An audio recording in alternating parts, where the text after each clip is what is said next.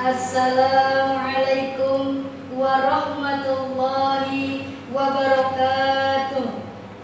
Alhamdulillahi wa kafa, wassalatu wassalamu ala sayyidil anbiya'i wal mustafa wa ala alihi wa sahbihi ahli sidqi wal wafa. Amma ba'du.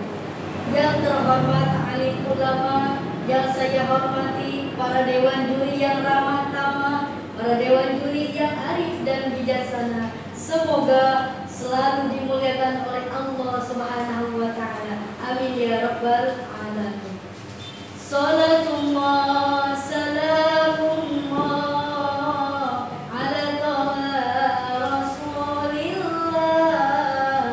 Salatullah salamullah ala yasin habibillah. Qadati keci amis, pulangnya naik kereta. Perkenalkan saya Milati, orangnya manis berkacamata. Tok tok tok tok blum. Puja puji syukur marilah kita panjatkan kepada Allah yang Maha Ghafur. Jangan kebanyakan insecure apalagi takabur, karena Allah telah memberikan nikmat yang tak terukur. Baik nikmat kepada tukang cukur, nikmat pada tukang bubur, nikmat pada tukang bajigur, nikmat pada tukang gali kubur, nikmat pada insinyur, bahkan sampai nikmat kepada gubernur. Alhamdulillah.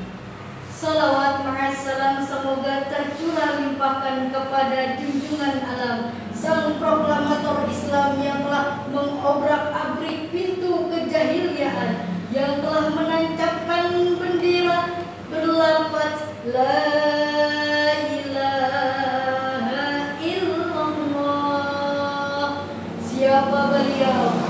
Habibina wa syafi'ina wa maulana Muhammad sallallahu alaihi wasallam, yang telah membawa umatnya from the darkness to the lightness, minas zulumati ila nur, dari zaman kegelapan sampai zaman yang terang benderang, dari zaman jahiliyah sampai zaman Islamiyah, dari zaman naik onta sampai zamannya naik mobil Toyota, dari zaman Siti Julaikah sampai zamannya Siti Milati Hanafiyah. Alhamdulillah. Sahabat dai-daiyah dimanapun saja berada yang berbahagia, berbicara tentang berbakti kepada kedua orang tua, saya teringat di zaman Rasulullah SAW ada seseorang yang bertanya kepada Rasul, "Ya Rasul, hal baqiya min birri abawayya sayun, abirruhuma min ba'di mautiha." Ya Rasulullah, apakah masih ada cara untuk berbuat baik kepada kedua orang tua tetapi kedua orang tua sudah meninggal dunia? Apa kata Rasul? Rasul pun menjawab, banyak. Apapun pekerjaanmu, apabila diniatkan pahalanya untuk kedua orang tuamu yang telah meninggal dunia, maka pahalanya nyampe, pahalanya mengalir, insya Allah. Jamaah yang dimuliakan Allah Subhanahu wa taala, mendengar Rasulullah SAW berbicara seperti itu, seseorang yang tadi langsung buru-buru bikin sumur di Masjid Nabawi. Kenapa kau bikin sumur? Nah, seseorang itu bikin sumur diniatkan pahalanya untuk kedua orang tuanya yang telah meninggal dunia. Nah, dikias lagi oleh Imam As-Syeikh Ad-Dakhlawi, bikin sumur aja ada pahalanya untuk kedua orang tua yang sudah meninggal dunia. Apalagi kalau baca tasbih, baca yasin, baca zikir, dan mendoakan kedua orang tua yang telah meninggal dunia, itu pahalanya nyampe. Masya Allah.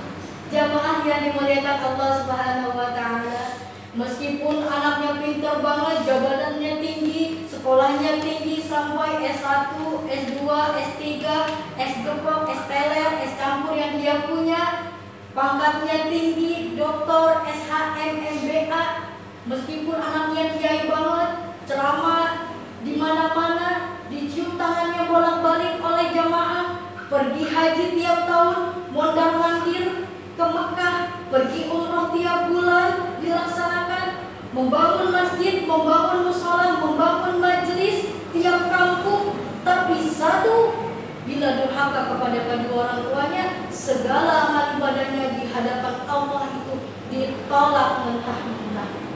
Kenapa seperti itu? Karena ridho Allah fi ridho walidain. Ridho Allah ada pada ridho kedua orang tua. Wa suhtullahi fi suhtil walidain. Dan murka Allah ada pada murka kedua orang tua. Jamaah yang dimuliakan Allah Subhanahu wa taala, pastinya orang tua kita selalu mengajarkan arti hak dan batil. Orang tua mengajarkan yang mana jalan kebenaran dan mana jalan keburukan. Tidak ada orang tua yang mengajarkan berjudi, tidak ada orang tua yang mengajarkan mabuk-mabukan, tidak ada orang tua yang mengajarkan maksiat segala macamnya. Tetapi orang tua kita pasti selalu mengajarkan untuk ibadah kepada Allah, mengajarkan kepada kita untuk melaksanakan sunnahnya Rasulullah. Kenapa harus melaksanakan sunnahnya Rasulullah? Karena Rasulullah itu sangat mencintai umatnya. Saking cintanya kepada umatnya, Rasulullah pernah bersabda dalam hadisnya, kullu ummati yadkhulunal jannah. Setiap-tiap dari umatku maka akan masuki surganya Allah. Illa man aba, kecuali orang yang tidak mau. Sahabat pun bertanya, ya Rasul, wa man ya'ba, siapa yang tidak mau? Rasul menjawab, man ata'ani, siapa yang taat kepadaku, dakhalal jannah, maka ia masuk surga. Wa man asani, dan siapa yang membangkang kepadaku, faqad aba, maka ia membangkang.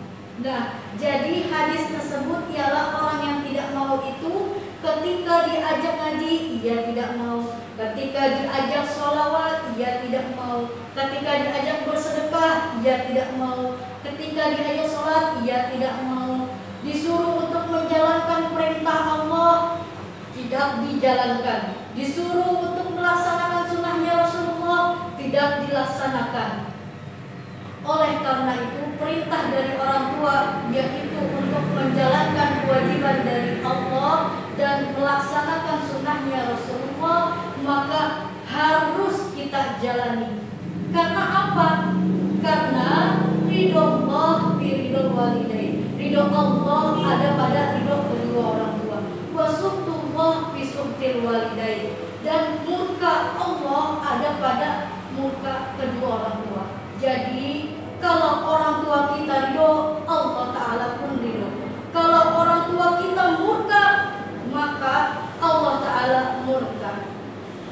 Mungkin hanya sekian dan demikian yang dapat saya sampaikan. Sesungguhnya kebenaran itu datang dari Allah Subhanahu wa Ta'ala, dan kesalahan itu datang dari diri saya pribadi.